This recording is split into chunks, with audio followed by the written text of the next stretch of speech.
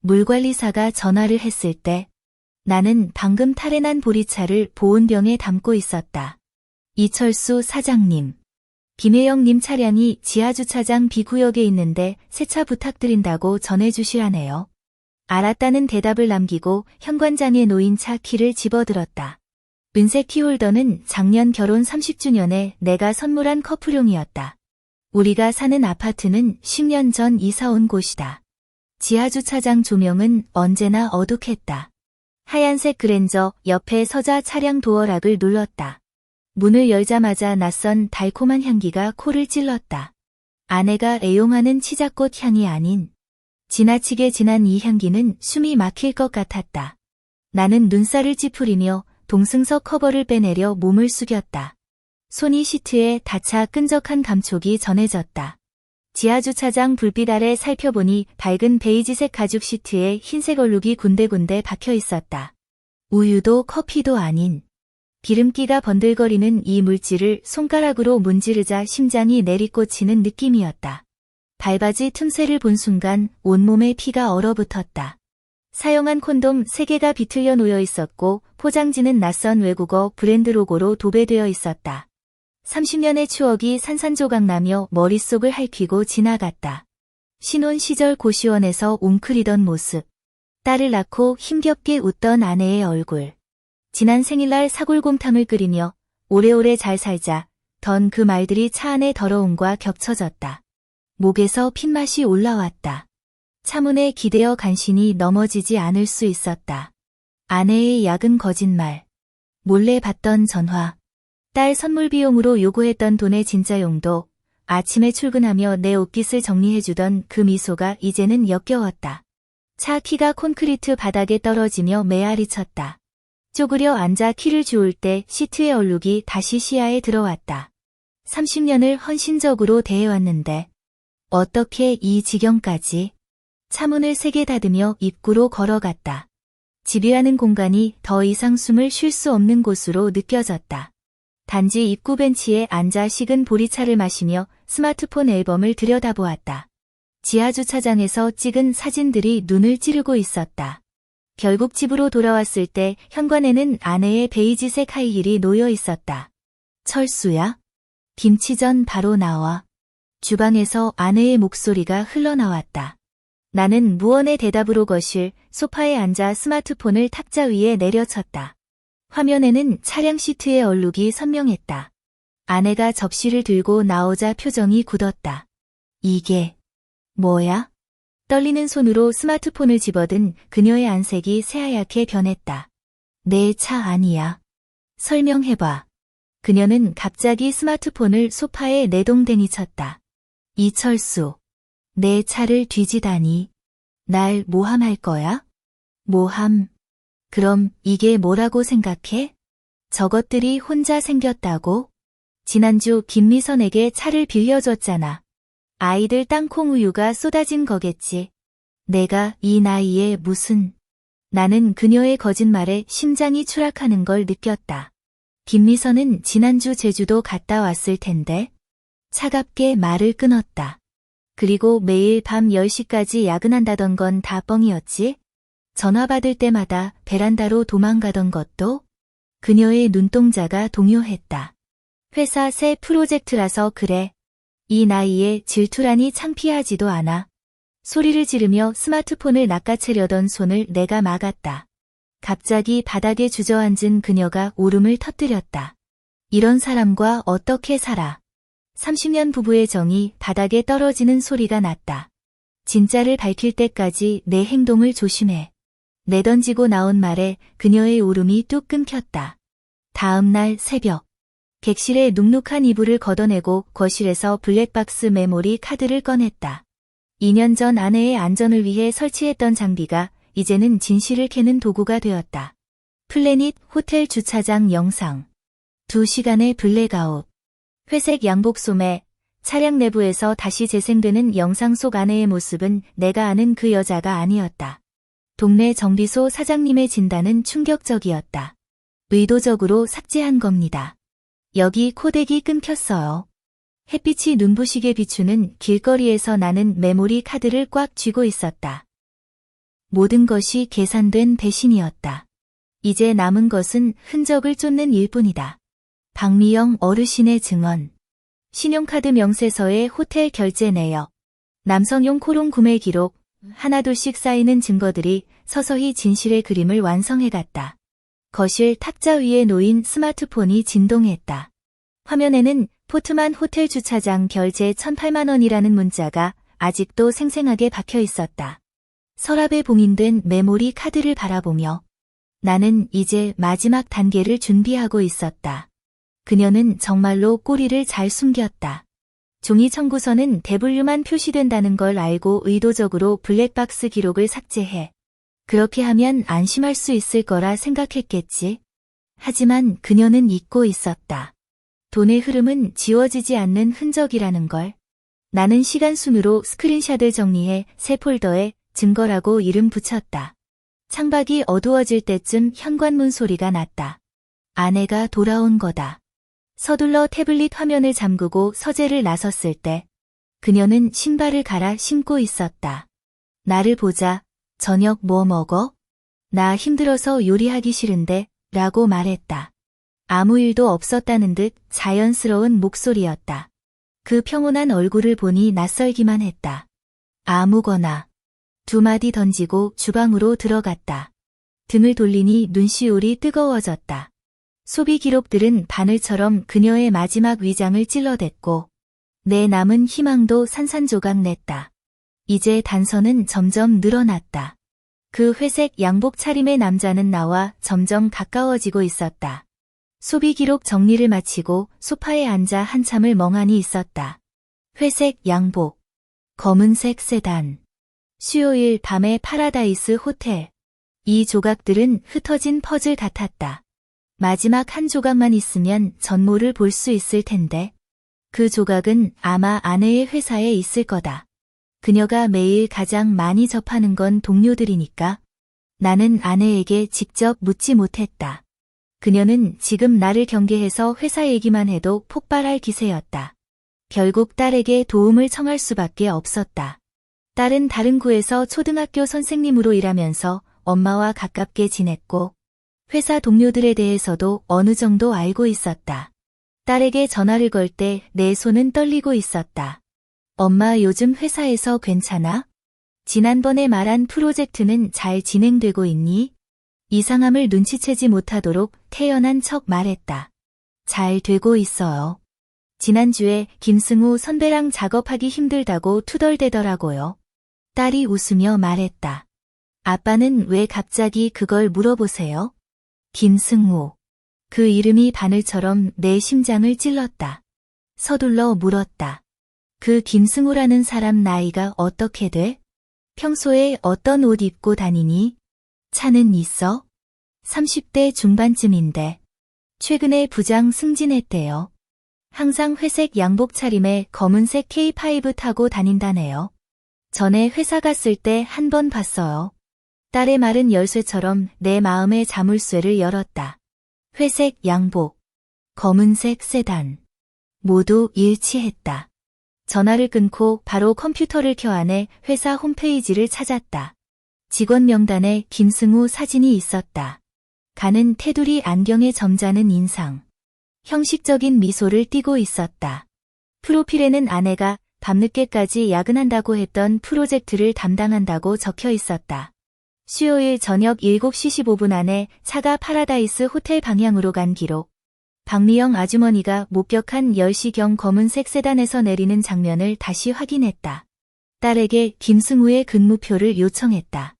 딸이 아내의 자료를 정리한 적 있어 전자문서로 저장해뒀다고 했다. 근무표를 보니 김승우는 매주 수요일마다 야근으로 표시되어 있었고 퇴근 시간은 7시 이전인 적이 없었다. 신라면세점에서 구입한 오드콜로뉴는 김승우 생일 전날이었고 명동에서 산 넥타이 사이즈는 그의 공개된 신체 정보와 정확히 일치했다. 아내가 지난달 단합대회에서 동료와 팀을 이뤘다며 올린 사진 속에 김승우가 그녀 옆에 서서 파리스 치던 모습도 떠올랐다. 당시엔 신경 쓰지 않았지만 지금 생각하니 친밀감이 느껴지는 포즈였다. 아파트 경비실에 가서 박경비에게 지난 수요일 CCTV를 요청했다. 밤 9시 50분. 검은색 K5가 단지 입구에 멈추자 아내가 고개를 숙이고 내렸다. 김승우가 차 안에서 뭐라고 속삭이자 아내가 고개를 끄덕였고 차는 떠났다. 화면은 흐릿했지만 운전석 남자의 옆얼굴은 홈페이지 사진의 김승우와 동일했다. 박경비가 화면을 보더니 입맛을 다시며 혜영 씨 동료잖아? 전에도 여러 번 혜영 씨를 태워다 준 적 있죠? 항상 여기서 세워두고 들어가진 않더라고요. 경비실을 나설 때 다리가 후들거렸다. 30년의 결혼 생활이 아내와 그 젊은 동료에게 짓밟혔다. 김승우는 내 딸보다 어린데도 당당하게 우리 삶을 침범했고, 아내는 그를 위해 평생 모은 재산을 탕진하며 거짓말을 쌓아왔다. 집에 돌아와 김승우 사진을 프린트해 수첩에 붙였다. 차량 증거, 소비 기록, CCTV 캡처와 선으로 연결했다. 각각의 선은 종이에 새겨진 상처처럼 내 마음에도 각인되었다. 이제야 표적이 확실해졌다. 그림자에 숨었던 자가 모습을 드러낸 것이다. 다음은 직접 그를 만나보는 일만 남았다. 내 가정을 무너뜨린 남자의 진면목을 확인해야 했다. 서재에서 밤을 새우며 결심했다. 화면 너머로 추측만 할 게 아니라 김승우를 직접 마주해야 한다는 걸. 아침에 아내가 외출하며 책상 위 서류를 두고 간 틈을 이용했다. 그녀가 어제 밤새 말하던 프로젝트 자료였다. 표지에 회사 로고를 어루만지며 심호흡했다. 이건 아주 좋은 구실이 될 거다. 아내의 회사는 강남구 오피스텔에 있었다. 지하철 2번 갈아타고 도착한 건물 로비는 거울처럼 반짝여 내 낡은 자켓이 초라해 보였다. 프론트 직원이 정중하게 안내했다. 이철수 씨. 김 부장님께서 상층에서 기다리고 계십니다. 엘리베이터 거울 속에 나는 머리가 흐트러지고 눈이 충혈되어 있었다. 옥기스염이며 마음속으로 되뇌었다. 침착하자. 실수하지 말자. 복도 끝 사무실 문을 두드리자 젊은 목소리가 들려왔다. 들어오세요. 김승우는 컴퓨터를 보다 고개를 들었다. 홈페이지 사진과 똑같은 표정이었지만 실제론 더 젊어 보였다. 상징적인 회색 양복에 진한 보라색 넥타이를 메고 있었는데 소비 기록에 있던 실크 제품은 아니었다. 혜영 씨가 물건을 두고 가셨나요? 서류를 받으려는 그의 손가락이 힘없이 흔들렸다. 나는 그의 눈을 뚫어져라 쳐다보았다. 시선이 마주치자 그는 뜨거운 걸 본 듯 서둘러 머그잔을 바라봤다. 지난 수요일 밤에 혜영이 너와 함께 야근했다더군. 수고가 많았어. 내 말에 그는 표정을 다잡았다. 혜영 씨가 경험이 풍부하셔서 작업이 수월했습니다. 하지만 서류를 움켜쥔 손가락이 하얗게 일그러졌다. 그의 책상 구석에 놓인 오드콜로뉴 병이 눈에 들어왔다. 신라면세점 영수증과 동일한 제품이었다. 향기가 좋군. 젊은이에게 어울리는 것 같은데. 내 말에 그의 얼굴이 붉어지더니 서둘러 서랍으로 향수를 밀어넣었다. 커피잔이 넘어지며 얼룩을 남겼고 그는 종이를 찢으며 닦느라 정신이 없었다. 천천히 하게. 그의 당황스러운 모습을 보니 의심이 확신으로 바뀌었다. 아무 잘못이 없다면 왜 한마디에 이렇게 흔들리겠는가? 왜 감히 눈을 마주치지 못하겠는가? 이철수 씨. 차라도 한 잔 드시겠어요? 그의 목소리가 떨렸다. 아니. 장 보러 가야 해. 창밖을 힐끔 보며 던진 말이었다. 검은색 K5는 아래에 주차했나? 전에 우리 단지 앞에서 본 적 있는데 괜찮은 차더군. 그의 몸이 얼어붙었다. 종이가 손에서 떨어지며 입술만 덜덜거렸다. 도둑처럼 곤죽이 된 눈빛이 모든 걸 말해주었다. 나는 더 이상 묻지 않고 문을 나섰다. 복도 바람이 차가웠지만 가슴은 불타는 듯했다. 김승우의 반응이 모든 걸 증명했다. 이제 남은 건 확실한 증거뿐이다. 단지 앞 구두수선공 장 씨에게 사설 탐정을 소개받았다. 탐정 조 씨는 검은 자켓 차림에 말수가 적었다. 내가 건네준 자료를 훑어보더니 3일 안에 결과 드리겠습니다. 라며 명함을 건넸다. 그 후 3일은 고문 같았다. 아내의 발소리에 귀를 기울이며 탐정 명함을 숨기고 밤마다 김승우의 당황한 표정과 차 안의 흔적이 눈앞을 맴돌았다. 아내가 밥상에서 수상하다는 듯 쳐다보는 눈빛도 무시해야 했다. 3일째 저녁.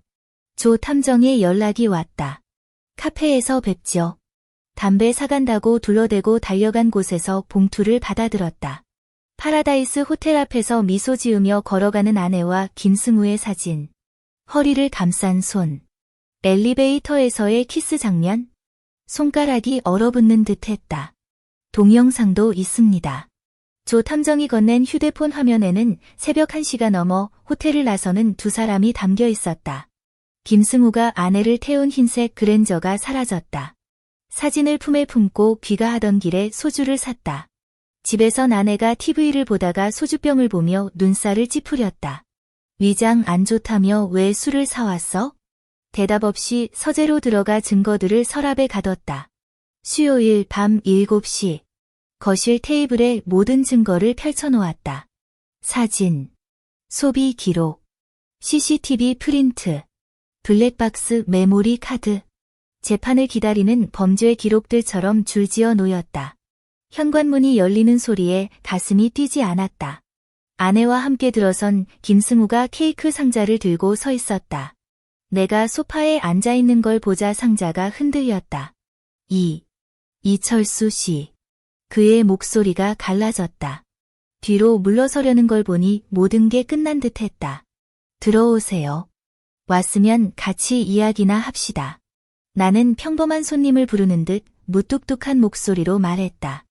김혜영의 얼굴이 순식간에 새하얗게 질리더니 김승우의 팔을 잡고 밖으로 나가려 했다. 우린 급한 일이 있어서 내일 다시. 급한 일?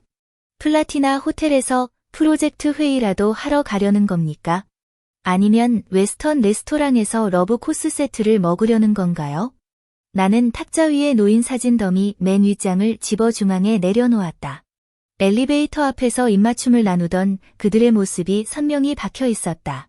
김혜영의 무릎이 풀려 바닥에 주저앉을 뻔했고 김승우가 허겁지겁 부축했다. 하지만 그의 시선은 사진에 꽂힌 채 입술만 떨리고 있었다. 이건 합성이에요. 누군가 우리를 모함한 거예요. 김혜영이 갑자기 목소리를 높였다. 지난번 논쟁 때와 똑같은 어조였지만 이번에는 공포가 묻어났다. 나는 무시하고 소비 내역서를 들어 올렸다. 신라 면세점에서 산 남성용 향수, 명동 비단 넥타이, 플라티나 호텔 숙박비까지 전부 누가 당신 카드를 훔쳐 쓴 겁니까? 날짜란을 탁 치며 덧붙였다. 지난주 수요일 밤 8시 17분. 호텔 주차장에서 결제하던 그 시간에 김승우 씨 차량이 바로 옆에 있었습니다. CCTV에 똑똑히 잡혔어요. 김승우의 얼굴이 창백해지더니 김혜영을 부축하던 손이 서서히 물러났다. 아닙니다. 이철수 씨. 김혜영 씨가 먼저. 입 다물어. 김혜영이 뒤돌아 소리치며 눈물을 쏟아냈다. 내가 먼저 유혹했잖아. 날 위해 뭐든 해주겠다면서. 남편은 늙어서 내 마음을 몰라준다면서. 둘은 곧바로 책임 전가 싸움에 돌입했다. 함정에 걸린 쥐들처럼 서로를 밀어내는 모습이 역했다. 소파에 앉아 바라보는 나는 분노보다는 죽음 같은 고요함만 느껴졌다. 30년의 인연이 이렇게 추악한 희극으로 끝나다니. 김승우가 갑자기 무릎을 꿇었다. 이철수 씨. 제가 잘못했어요. 다시는 안 그럴게요. 용서해 주세요. 김혜영도 따라 무릎 꿇고 내 바지자락을 잡았다. 철수야. 내가 미쳤었어. 다시 기회를 줘. 우리 오래된 부부인데. 딸도 다 컸는데 이혼은 하지 말자. 바지에 스민 눈물이 차가웠다. 속이 메스꺼워진 나는 손을 밀어냈다. 미쳤을 때? 차량 블랙박스 지울 때? 선물 사려고 카드 긁을 때? 호텔에서 안길 때마다 전부 실수였단 말이야? 난 속은 거야. 마음은 언제나 이 집에 있었어. 그녀가 울부짖으며 다리를 잡으려 했지만 난 몸을 돌렸다. 김승우는 고개를 푹 숨긴 채 입을 다물고 있었다. 증거물과 두 사람을 번갈아 보니 피로감이 밀려왔다. 이혼합시다. 내 목소리는 작았지만 확고했다. 집은 내가 결혼 전에 계약금 냈고 노도 제 월급으로 갚았으니 당신 목 없어요. 예금 중 그 놈에게 쓴 금액은 변호사가 계산할 테니 한 푼도 가져갈 수 없을 거예요. 김혜영의 울음소리가 끊어졌다. 재산 분할 없이? 이철수. 너무하잖아. 내가 30년간 준 건 믿음과 사랑이었어. 당신이 돌려준 건 차 안 더러운 흔적. 숨겨둔 콘돔. 배신의 증거뿐이었잖아. 나는 쓰라린 웃음을 터뜨렸다. 당신 행동에 비하면 내가 뭘 했다고. 김승우가 살금살금 문 쪽으로 움직이던 걸 내가 흘겨보았다. 도망쳐봤자 소용없어. 이 자료들 회사에 보내서 우수 과장님의 진면목을 모두에게 알려주지. 그의 발걸음이 굳었다. 얼굴은 종이처럼 하얗게 질려 있었다. 김혜영은 바닥에 널브러진 채 눈물만 흘리고 있었다. 난 더 이상 쳐다보지 않고 서재 문을 닫았다. 밖에서 김승우의 허겁지겁 사과와 김혜영의 흐느낌이 들려왔지만 마음은 이미 공허했다. 그 문은 서재뿐 아니라 30년의 결혼 생활도 닫아버린 것이었다. 차 안에서 더러운 흔적을 발견한 순간 이 결말은 정해져 있었던 것 같다. 이튿날 친구 이혼 사건을 맡았던 김미선 변호사를 찾아갔다. 그가 사진과 내역서를 훑어보며 한숨을 쉬었다. 이철수 씨. 사정이 명확하네요. 부동산은 혼전 계약금의 혼인 중 로도 혼자 갚으셨고 예금 불법 사용액도 환수 가능합니다. 재산 분할 없이 이혼 가능해요. 위임장에 서명할 때 내 손은 전날과 달리 흔들리지 않았다. 아픔과 분노는 이미 전부 쏟아낸 뒤였다. 사흘째 되는 날 김혜영이 딸을 데리고 왔다. 눈이 붉게 부은 채 머리도 제대로 안 묶고 들어서더니 바로 무릎을 꿇었다. 딸이 옆에서 눈시울을 붉혔다. 아빠. 엄마가 잘못했다고 하는데 한 번만. 미선아. 딸의 말을 끊으며 김미선 변호사의 서류를 건넸다. 이거 보고 내 엄마에게 물어봐. 그 시간들. 그 돈들이 잘못했어 한마디로 사라질 수 있겠냐고. 딸이 사진을 넘기더니 손에 힘이 들어갔다. 결국 엄마를 일으키며 속삭였다. 엄마. 정말 아빠를 실망시켰어요. 이혼 절차는 순식간에 끝났다. 김혜영은 서명할 때 펜 끝이 떨리는 것도 모른 채 고개를 들지 못했다.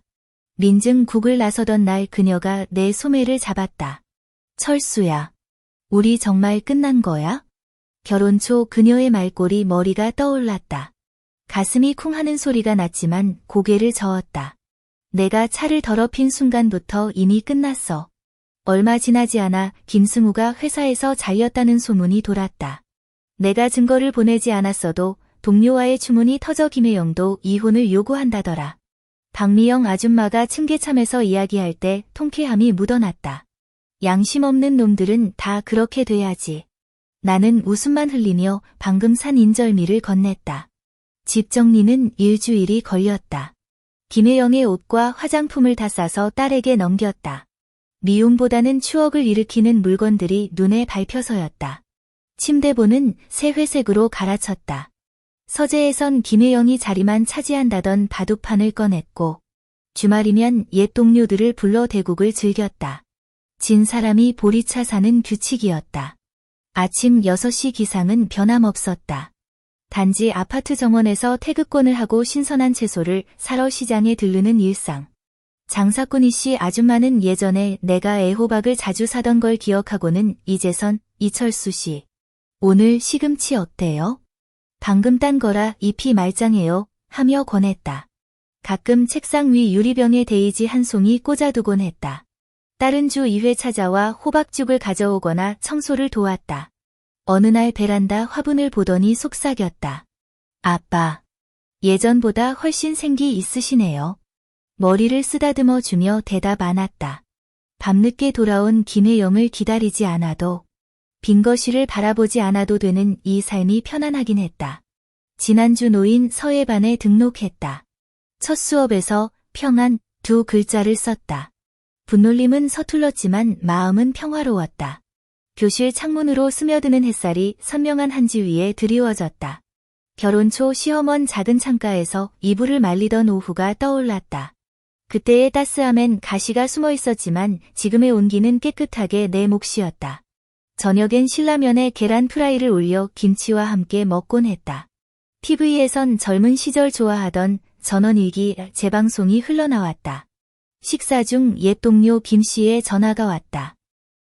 내일 공원에서 바둑 두자고 했다.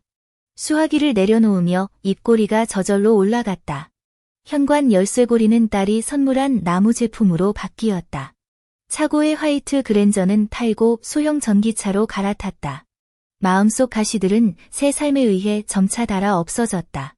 잊은 게 아니라 내려놓은 것이다. 삶은 이 신라면과 같다.